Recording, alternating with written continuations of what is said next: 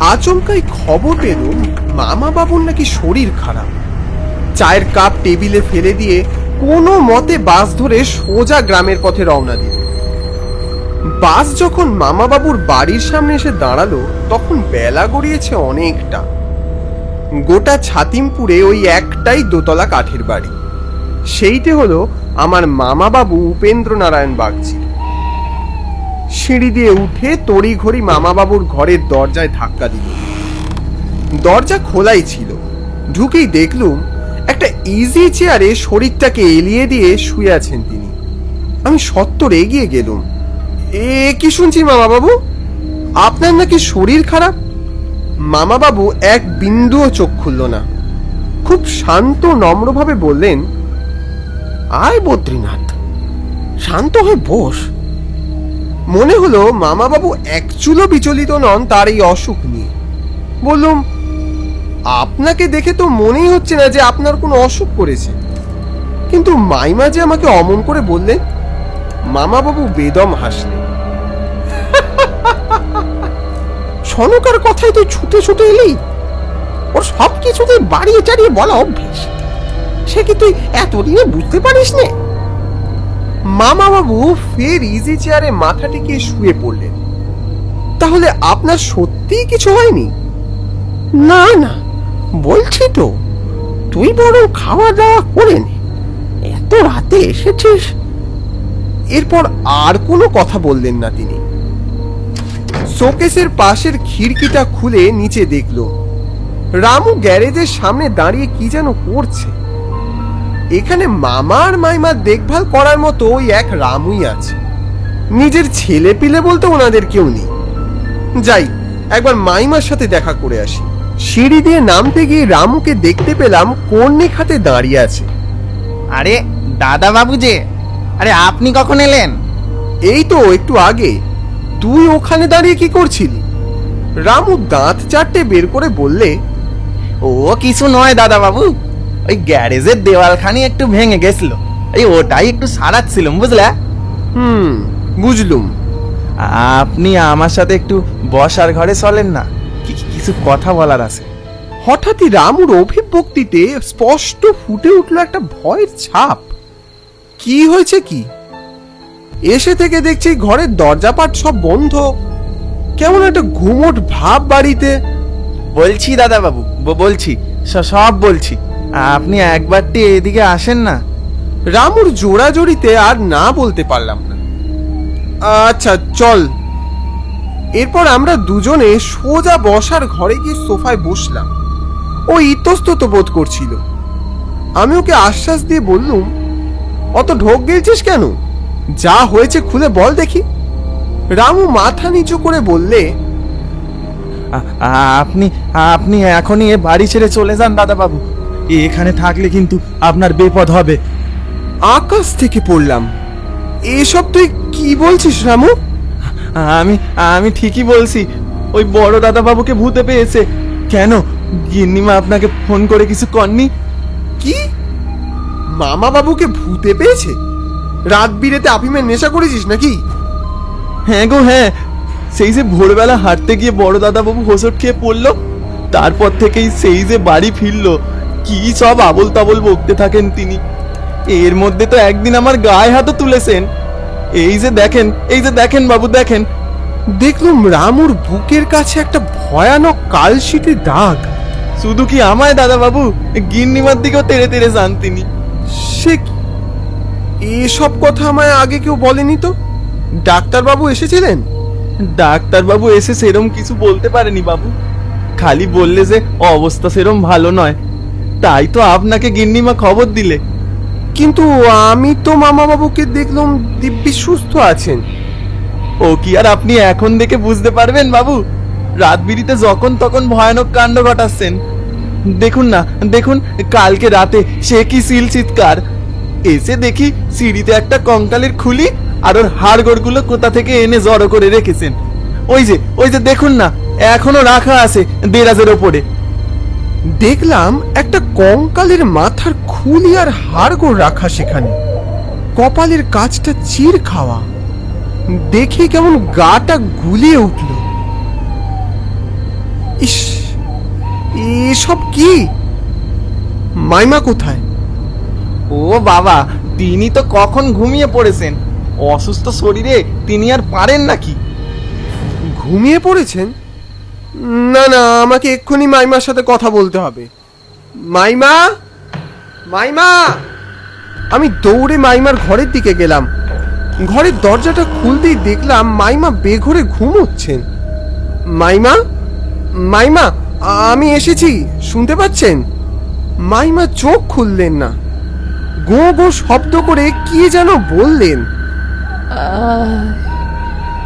এসেছিস এসেছিস বদ্রীনাথ, জাগিয়ে বস, খেয়ে নে।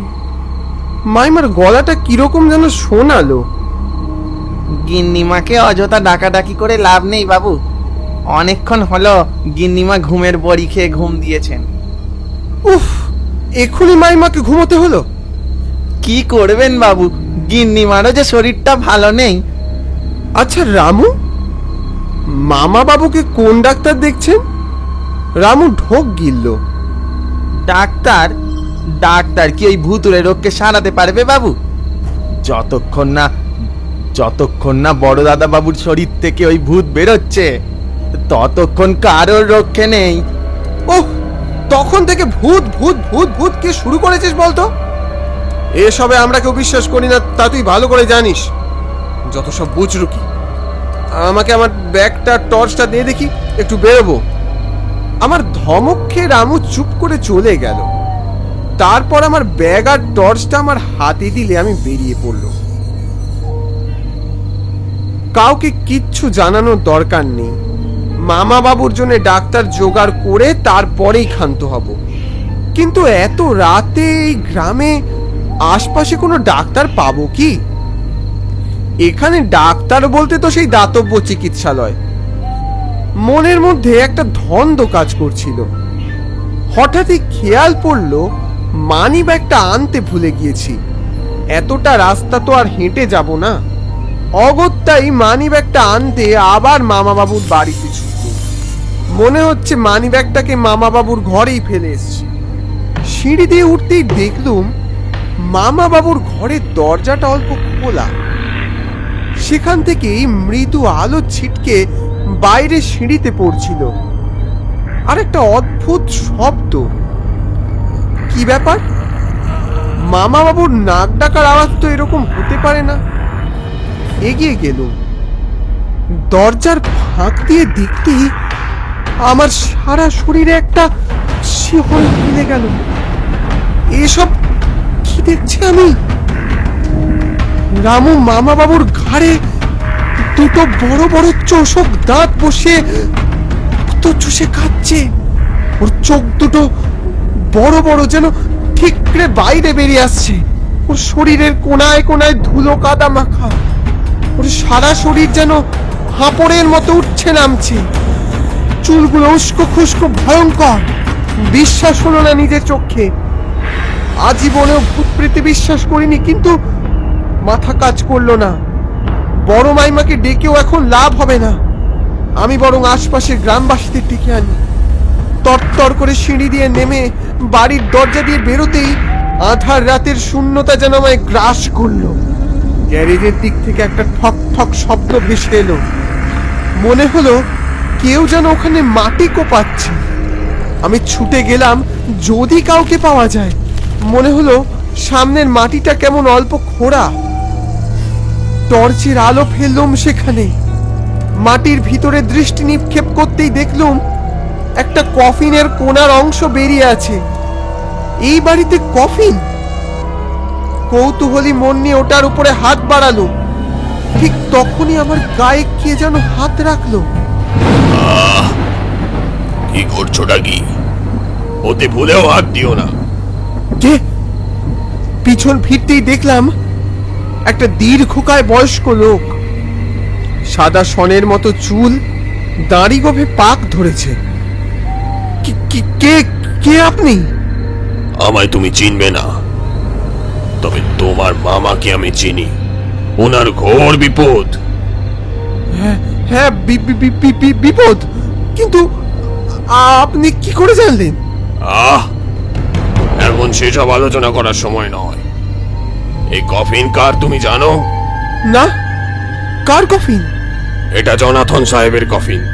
এই বাড়ি ওনারই তৈরি করা। লোকটা আদপে একটা শয়তান ছিল। ওর পেশা ছিল মানুষ করা। কত লোককে এই গ্যারেজে করে গুম করে দিয়েছে তার ইয়ত্তা নেই। শেষেও নিজেও ঋষভ নামে এক লোকের হাতে খুন হয়। তারপর বহু হাত বদলে তোমার মামার কাছে এসে পড়ে এই বাড়ি। এইসব শোনার পরেও হিসেব মিলল না। কিন্তু এ বাড়ির পরিচারক রামু যে বলেছিল আমার মামাকে নাকি ভূতে ধরেছে। না, তোমার মামাকে নয়, ওই তবিপাশু সাহেবের আত্মা ভর করেছে তোমাদের ওই বাড়ির পরিচারক রামুর ওপরে। আমার মনে হয় ওই রামুই একদিন মাটি খুঁড়ে কফিনটা খুলে সব হাড় গোড় কঙ্কাল বের করেছিল। তারপর থেকে এসবের সূত্রপাত। ও চাইছে তোমার মামার মাইমাকে মেরে এই বাড়িতে নিজের অস্তিত্ব কায়েম করতে। তাহলে আমার মামা আর মাইমা আর এই গ্রামকে শয়তানের আত্মার হাত থেকে বাঁচাতে কোনো উপায় নেই? উপায় উপায় একটা আছে। ওই আত্মাকে বন্দি করতে হবে। করতে পারবে? এটা এত সহজ কাজ নয়। না না, আমি পারবো পারবো আমি। তাড়াহুড়ো করে আমি মাটিগুলোকে খুঁড়তে শুরু করলাম কফিনটাকে খোলার প্রচেষ্টায়। আপনি আমাকে একটু সাহায্য করতে পারবেন? পারবেন সাহায্য করতে? হঠাৎ করেই কারোর কোনো সাড়া শব্দ পেলুম না। পাশে তাকাতেই দেখলুম আশপাশে লোকটা কোথাও নেই, যেন লোকটার কোনো অস্তিত্বই নেই। দাদা বাবু, দাদা বাবু, আপনি ওখানে কি করছেন দাদা বাবু? আর চোখে পিছন দিকে তাকাতেই দেখলুম রামুকে। ওর ওই চোষক দাঁতের কষ বেয়ে লালা ঝরে পড়ছে তখনও। আর সেই হাঁপানির শব্দ, যেন কোনো জন্তু গর্জন করছে। এখন আমি কি করব? কোথায় যাব? দাদা বাবু, দাদা বাবু, আমায় একটু তো দিতে পারবেন? তো খাবো। আমার সারা শরীর কাঁপতে কাঁপতে অবশ হয়ে যাচ্ছে। আমি বুঝতে পারছি ও আমার ঘাড়ের দিকে ক্রমশ এগিয়ে আসছে। আমায় ছেড়ে দে, ছেড়ে দে, আমায় ছেড়ে দে। ও কি যেন বিড়বিড় করলো।